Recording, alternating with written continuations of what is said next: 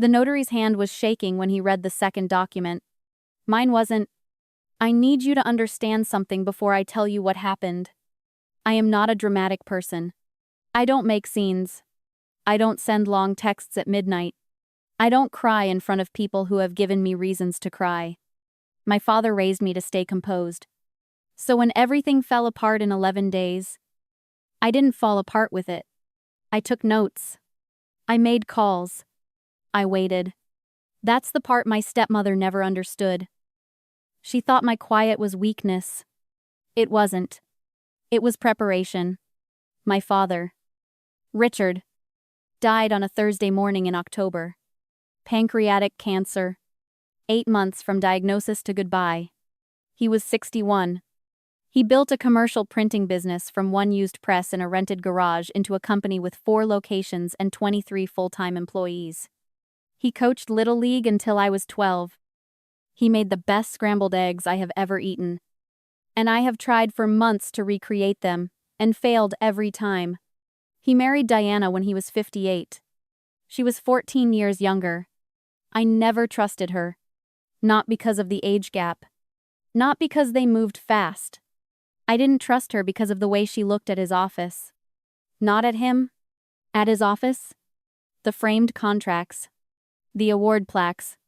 The binders that represented 30 years of work. She looked at it all the way someone looks at a meal they've been waiting a long time to eat. When Dad got his diagnosis, Diana cried beautifully. I mean that precisely. She cried in the right rooms at the right moments. Always with witnesses. At home. Alone with my father. His home nurse later told me Diana stayed in the bedroom with her laptop and phone, emerging for meals and appointments that involved other people. I was at the hospital every day. I handled business correspondence he couldn't keep up with. I met with the accountant. I drove him to chemo 3 times. The 4th time Diana drove, because I had a work obligation. She posted a photo of them in the parking lot with a caption about strength and love. It got hundreds of likes. My father was too tired to read any of it. He died on Thursday.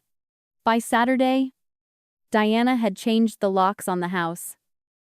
I found out because I drove over that morning with soup I made the night before. And my key didn't work. I rang the bell. She opened the door in a silk robe with her hair done. 2 days after burying her husband. At 8 in the morning. She looked like she was ready for brunch. She told me she was grieving privately and needed space. She said it kindly. But the kindness was a shield. I said I understood and drove home. Then I called my father's attorney, Mr. Patterson. He had handled my father's legal affairs for over a decade. I told him about the locks. There was a pause that told me he was choosing words carefully. He told me to come to his office Monday morning. I didn't sleep much that weekend. I kept replaying a conversation my father and I had in the spring. During a weekend, Diana was out of town. We sat on his back porch with coffee and he walked me through his plan. The company would be held in a trust. I was the beneficiary. Diana would receive the house outright and a financial settlement. But the business, the thing he built, was meant to come to me. He structured it that way because he wanted the company to keep operating, not be liquidated. He looked at me and said he wasn't worried. He said I would know what to do with it. Monday morning. Mr. Patterson placed 2 folders on his desk. He opened the first. It was the estate plan I knew. Trust struck. My name. The business. Exactly what Dad described. Then he opened the second folder. It was an amendment dated 3 weeks earlier. It transferred controlling interest in the business to Diana outright. It dissolved the trust and named her sole executive of all remaining assets. I stared at the signature. My father's signature had a specific look. A leftward lean on the capital R. A looping connector between first and last name. I had seen it on birthday cards and official documents. This signature leaned right. The connector was a straight line. I said, quietly, "This isn't his signature." Mr. Patterson nodded once. He told me he had concerns. He told me he did not prepare that amendment. He wasn't present at the signing. The notary stamp was from a mobile notary service he did not recognize. He said he had already called a forensic document examiner. He asked me to bring anything with my father's real signature. Cards, letters, anything. He asked me to do it without telling anyone. I didn't confront Diana. I opened the box under my bed with old cards and handwritten notes. I found 11 documents with my father's real signature. A graduation card. A letter from my first apartment. A signed copy of the original incorporation paperwork he gave me when I joined part-time at 22. I brought everything to Mr. Patterson the next morning. Within a week, the examiner confirmed it. The amendment was a forgery. The signature failed multiple measurable characteristics. The notary service had no record of a house call to my father's address on the listed date. Mr. Patterson dug deeper. The mobile notary service was registered as a limited liability company 11 months earlier. The registered agent was a man named Troy, and Diana had been seeing Troy for at least 14 months. People expect devastation. I felt something colder and clearer. The kind of clarity that arrives when something you suspected but refused to fully believe finally shows up in ink. Mr. Patterson began the legal process to contest the amendment. What we needed was time and documentation. What Diana needed was speed. She was moving toward a finalized transfer before anyone could stop her. She had already contacted the company's bank. She had already spoken to Susan, the bookkeeper, who worked for my father 9 years. Susan called me, shaking. The day after Diana came in and said ownership was changing, and Susan's job depended on cooperation and discretion. Susan chose to call me instead. I told Susan to cooperate with whatever Diana asked. I told her to document everything. Every request. Every email. Every instruction. I told her not to tell Diana we had spoken. Susan was quiet. Then said, "Your father always said you were the smart one." Diana scheduled the asset transfer signing for Friday, 11 days after my father's funeral. She used a title and escrow company across town. Not the one my father worked with for years. She scheduled it for 10 in the morning. I knew because Susan forwarded the confirmation email. Diana instructed Susan to prepare the company's financial summary for the handoff meeting. Thursday evening. Mr. Patterson told me the district attorney's office was ready. The forensic report had been submitted. There was enough to act. But timing mattered. He explained what had to happen the next morning and in what sequence. I chose my outfit carefully. I wore the navy blazer my father bought me when I made my first major client presentation at 24. I wore it because I wanted to walk into that room, as his daughter and as his legacy. The escrow office was on the 4th floor of a glass building downtown. I arrived at 9:52, checked in, and was shown to a conference room with a long table and windows over the city. Diana was already there. Cream dress, hair down, Troy beside her, early 40s. The easy confidence of someone who thinks consequences are for other people. On Diana's other side sat a woman I assumed was her attorney. Diana looked up. Surprise flickered. Then irritation. Then controlled pleasantness.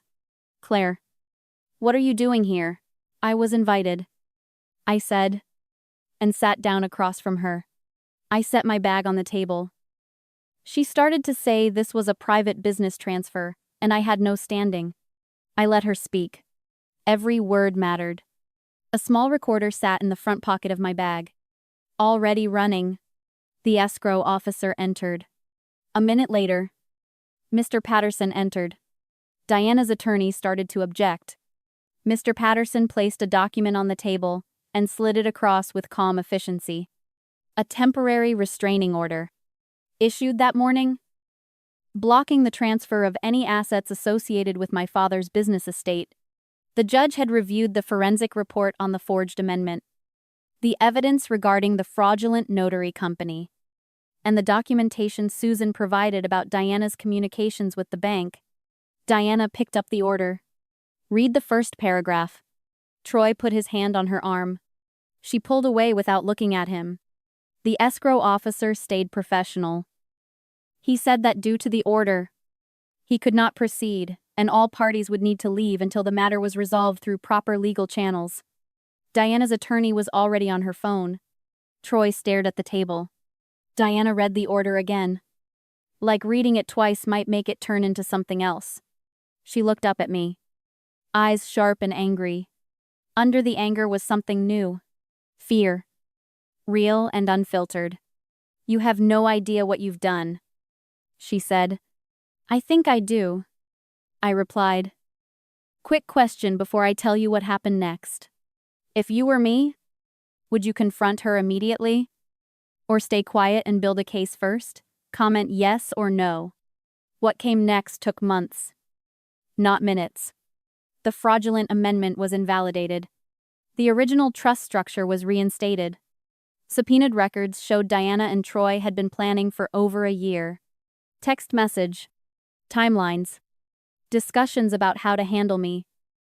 Emails about what my father's assets were worth and how quickly they could be liquidated. Investigators found transfers from a joint account my father shared with Diana.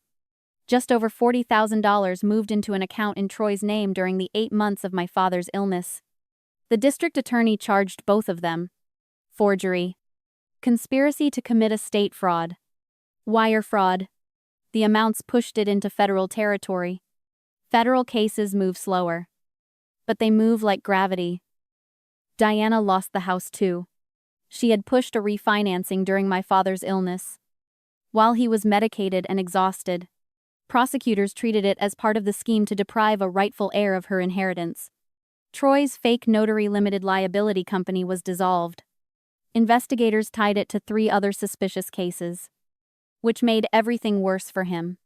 Now I go into the office Monday mornings and walk past the framed contracts and award plaques. I say good morning to Susan, who stayed.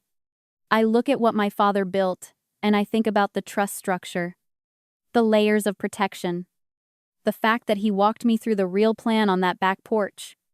Some part of him knew I would need to know it. He raised me to be composed, to take notes, to wait for the right moment, and then walk into the room without flinching. Some nights I try to make his scrambled eggs. I still can't get them right. I'm not sure I ever will. But I keep trying. Because that is the other thing he taught me. You don't stop because it's hard. You don't stop because someone tried to take something from you. You just keep going. Quietly. Carefully. One step ahead. If you want more stories where liars get exposed by receipts, hit subscribe. The next one is even worse.